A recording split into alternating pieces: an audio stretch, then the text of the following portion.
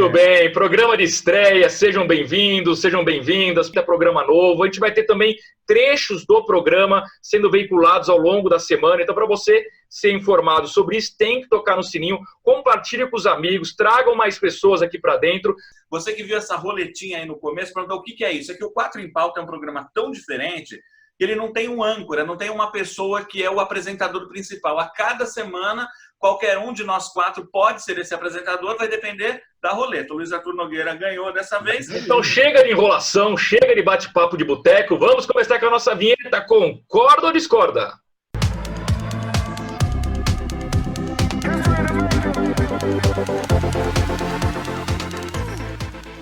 Orlando, você que está aqui abaixo de mim, um ponto positivo e um ponto negativo do plano. Como é que o ABC fica fora, né? Como é que Osasco fica fora? Tem ruas, não sei se vocês sabem, a Grande São Paulo, aquela área ela é dividida por ruas. Tem ruas que de um lado é São Paulo, do outro lado é Osasco. Os caras demoraram tanto para fazer isso, eu acho que poderia ter sido feito antes, né? Lamento que não houve um lockdown no começo. Não é que eu discorde de você na totalidade, você deve ter percebido que por vários momentos ficou ali o meu talvez. É que no final a gente tem esse acordo que a gente precisa concordar ou discordar, ninguém pode ficar no talvez, né? Isso não é verdade. Na verdade, existe um plano para se abrir e é um plano não muito definido. Eu acho que não está muito claro, né? Eu acho que tem alguns setores que são fundamentais que não estão contemplados no plano, como, por exemplo, a abertura, né? Volta às aulas. Eu não entendo por que isso não pode estar contemplado no plano. Se São Paulo está numa segunda fase, a Grande São Paulo faz parte disso. Acho que faria sentido se, por exemplo, a capital não entrasse nessa segunda fase. Então, vamos lá, olha. Esse é o ponto negativo, a falta de critérios que não ficou claro. Está mal feito o plano, mas, graças a Deus, já temos pelo menos um norte. Queria só fazer uma observação seguinte. No caso da cidade de São Paulo, Aguinaldo, eu só vejo uma explicação por que a cidade de São Paulo é laranja e o entorno é vermelho. Porque um dos critérios é a quantidade de leitos de UTI. E como São Paulo tem muito, na hora que você joga na fórmula matemática lá das autoridades, São Paulo dá laranja e o restante dá vermelho. Mas a grande pergunta nesse caso isso foi uma consequência ou o plano já foi estruturado para que se chegasse a essa conclusão? O fato de Aí entra uma questão política, né? Por exemplo, se você é meu aliado político, eu posso discordar de você, mas eu não faço isso em público. Exato. Agora, se você é meu adversário político, eu posso até não discordar de você, mas eu acho um pelo no ovo. Exatamente. Bom, vamos então ao segundo tema, que tem a ver com o assunto confinamento, coronavírus, mas com o foco lá nos Estados Unidos, que tem algo que é muito emblemático no imaginário de todo mundo, que são os parques da Disney, né? A grande pergunta era, quando que os parques da Disney serão reabertos? E esse cronograma foi divulgado, cada parque vai ter um dia para reabrir. Num primeiro momento, eu acho que é importante a gente analisar o quanto há de custos para se manter toda uma estrutura de Disney, seja de parques, de hotéis. Deve ser um custo altíssimo. Tem aquela velha história, quanto maior você é, maior é o tombo que você pode levar. Bom, ficou aqui 2-1, concordou comigo Orlando. Por favor, então, Aguinaldo Oliveira, por que você discorda de mim? Vamos zerar as telas. Eu continuo discordando porque eu concordo com a primeira opinião do Maurício, que mudou de opinião. Bom, eu discordei do Orlando, o Luiz também, o Maurício foi puxar saco do Orlando. Na verdade, vocês perceberam que eu estou concordando com os dois lados, o que significa que talvez eu não tenha uma opinião 100% formada sobre isso. São bons argumentos, só falta eu falar. Até eu fui privilegiado, vamos todo mundo zerar a tela aí, eu fui privilegiado de falar por último, porque na verdade eu consegui aprender com vocês. Vocês colocaram ótimos argumentos, então eu não tenho muito o que acrescentar. Eu acho que eu queria só reforçar aqui. Foi muito bom ouvir vocês e perceber que existem alguns aspectos que talvez eu não tivesse sido considerado, por exemplo, que o Aguinaldo falou sobre aprendizado. Eu acho muito interessante, mas acho que essa colocação, viu, Luiz Arthur, de que talvez a gente tenha que compartilhar o custo desse aprendizado com o usuário, dando um desconto, acho que isso seria bem interessante. Fundamental. E o Trump fez um tweet lá dizendo que isso abre brecha para fraudes. Como a lei permite o voto pelos Correios, o Twitter considerou que esse post do Trump era um post que poderia ter uma fake news, que poderia induzir as pessoas ao erro de achar que o Trump ficou pé da vida, é claro, e quis aprovar uma lei para ter uma intervenção, começar a controlar as redes sociais. Eu parto do princípio que se rede social existe e ela é aberta ao público, quer dizer, à medida de que nós estamos numa rede social, nós nos sentimos um pouco de celebridade, né? Cada um pode dizer lá, odeio segunda-feira, sextou, concorda? As pessoas, elas podem dizer o que elas quiserem lá a rede social, ela existe para isso. Você viu uma situação que te desagradou, você, presidente da República, existem meios para você resolver aquilo, não vai ser através do Twitter. Até que ponto a rede social tem direito de censurar ou não censurar, ou então fazer um alerta como ela fez? Eu acho isso muito perigoso.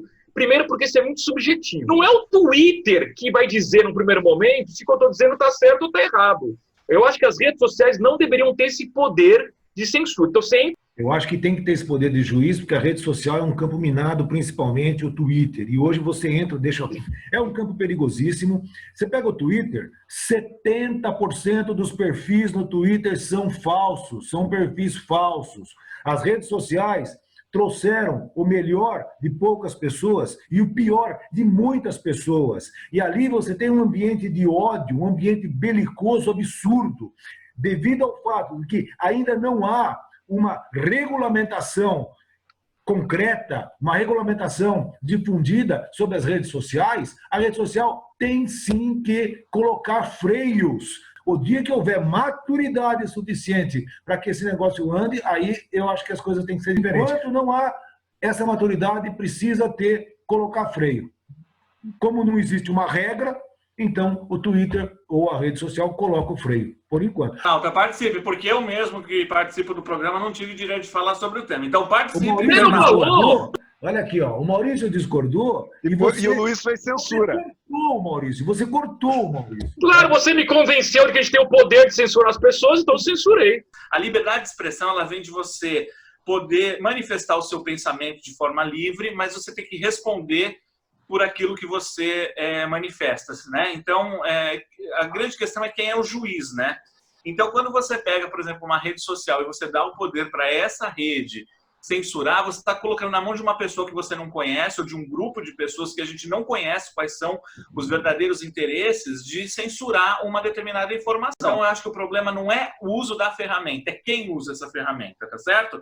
Então, ficou assim, ó, 2-1, Orlando discorda, mas muito obrigado. Eu discordei num determinado momento, mas ao final eu concordei. Então posso considerar 3-0. Então chega de enrolação, vamos agora ao segundo quadro, né? Estreia do quadro Sim ou Não.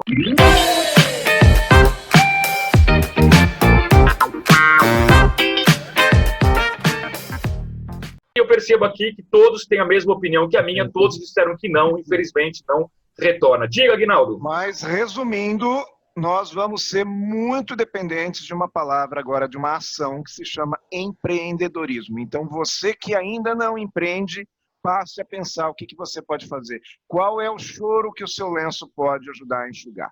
Boa, boa. Porque o Aguinaldo Oliveira é o cara responsável aqui, né, por empreendedorismo e intraempreendedorismo. O cara que tem essa visão, muito legal. Eu pesquei uma pergunta aqui, ó. Tudo bem aí, Aguinaldo? Eu só tô olhando para você aí. Você sabe que você é um cara 10, tá? E fica tranquilo que nada acontecerá aí embaixo. Não nada cairá, né? Nada cairá do céu aqui na minha cabeça. Orlando Merluzzi, o mundo vai passar por uma segunda onda de contaminação da Covid-19? Sim ou não, Orlando Merluzzi?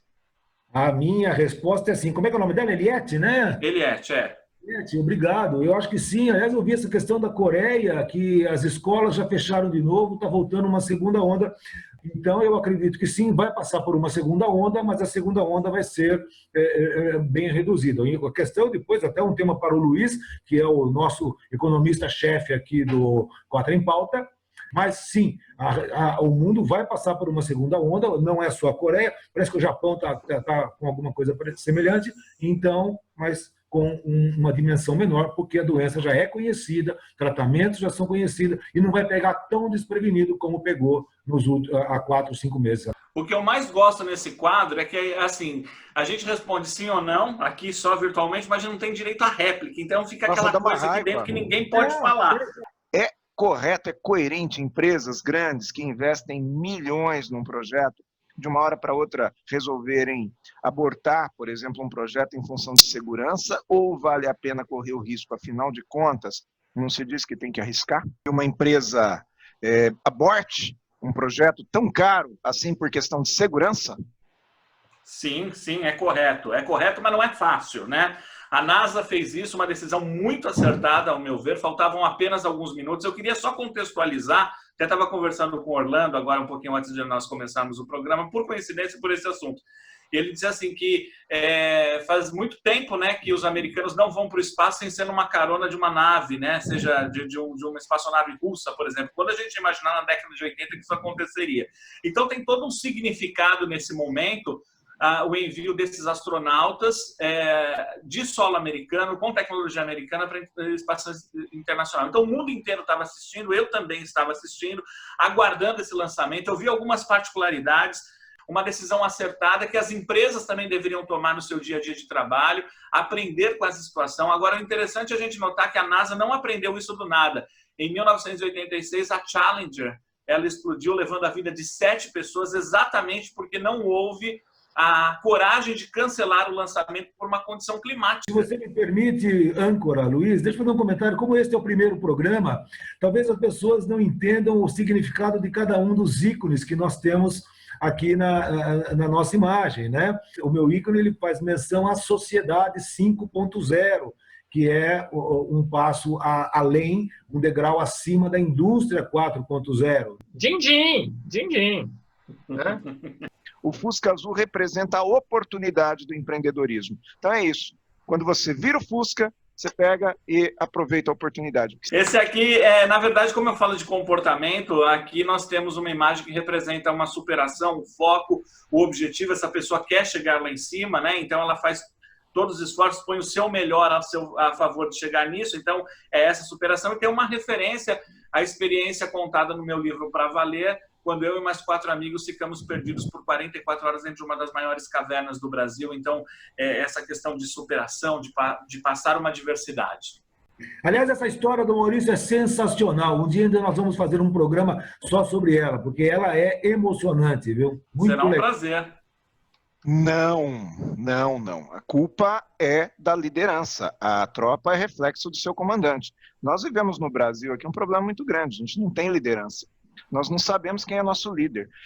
Aliás, aqueles que deveriam ser nossos líderes ficam brigando entre eles aí por questões que só interessam a ele, na realidade, não para a população. Então, eu acho que o grande problema do Brasil, muitas dessas mortes que estão acontecendo aí, sabe por que elas estão acontecendo? Porque os líderes brigam entre eles. Se nós tivéssemos um protocolo, se nós tivéssemos um entendimento de que o bem-estar da população está acima do seu interesse político, talvez o Brasil não tivesse chegado ainda nem às 8.000 mortes. Tá gostando do 4 em Pauta, né, minha filha? Por aí, né? Então Muito vamos bom. agora ao momento final do programa, tão aguardado, a Dica da Semana.